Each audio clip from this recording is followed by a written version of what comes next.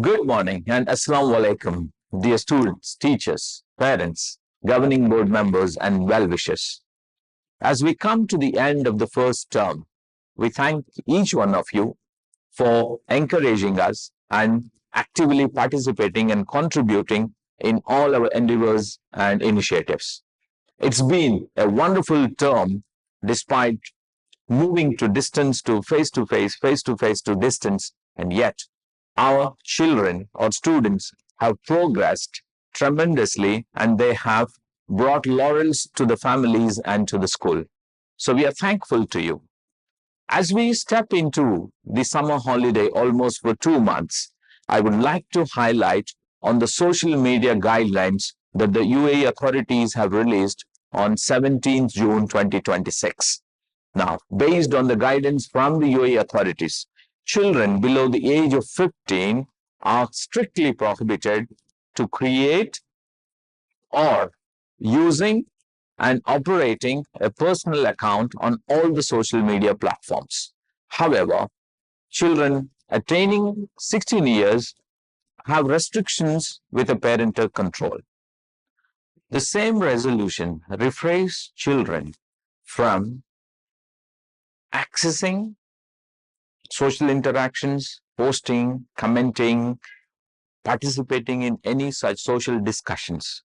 So hence, as parents, we have a greater responsibility in controlling and checking the social media access to our children. So the consent of the parent or the child caregiver or any other person shall not be recognized as an exception to this rule.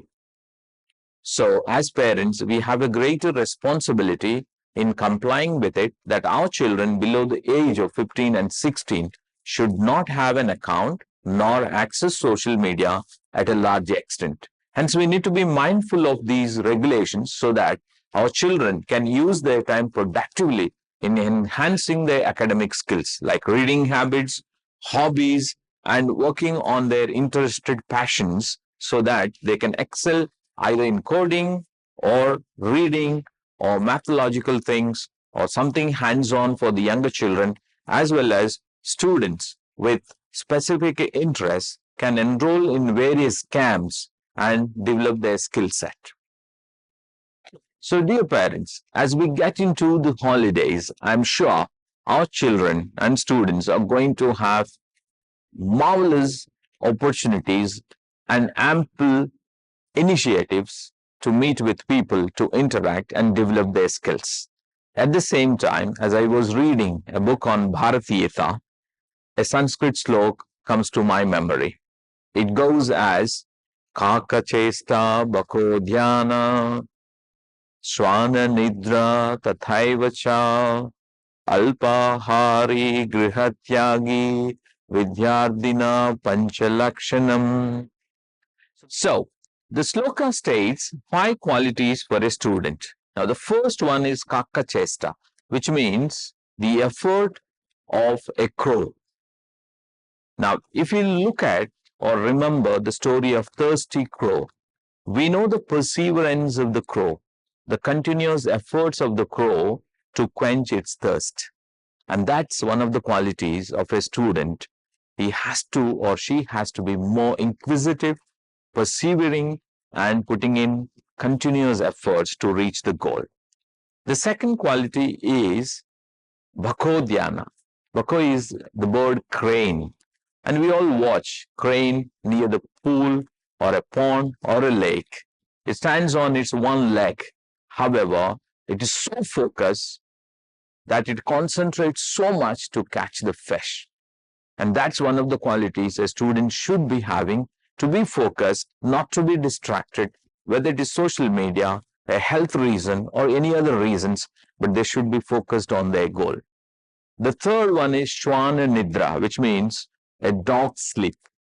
All of us watch dogs sleeping, closing their eyes. However, even the smallest or the minutest noise or the voice, they immediately get up.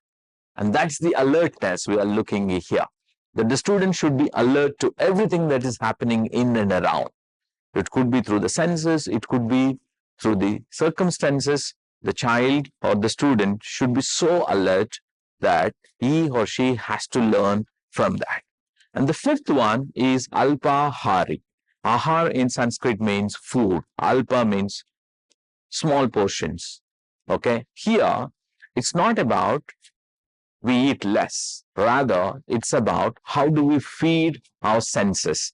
Feeding the senses, whether it is eyes, ears, nose, mouth, mind, we need to feed ourselves with enough of nutrition that we are enriched as students. And the fifth one is about grihatyagi, which means to say that giving up the house. In the olden days, children used to leave the house to join Gurukul to spend time in pursuit of their knowledge and to live with Guru. So they were separated from the houses.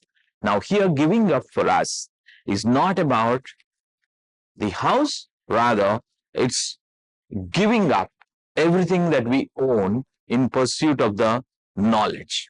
So we need to be sacrificing so many things to gain. That's what we say.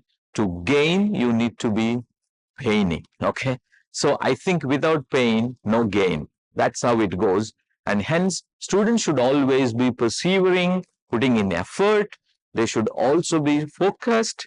They should also be very alert.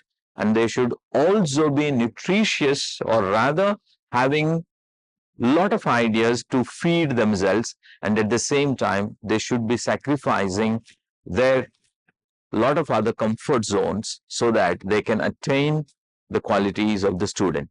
So as we enjoy our holiday, let's inculcate and develop these qualities so that our students will be more enriched when they return. So let me wish once again everyone happy holidays. Enjoy your time with families, relatives, friends, and visiting new places and learning through visits and experiences. And when we return in August, let's share our joys, let's share our learnings, and let's enrich one another by collaborating and communicating. So happy holidays. Enjoy your holidays.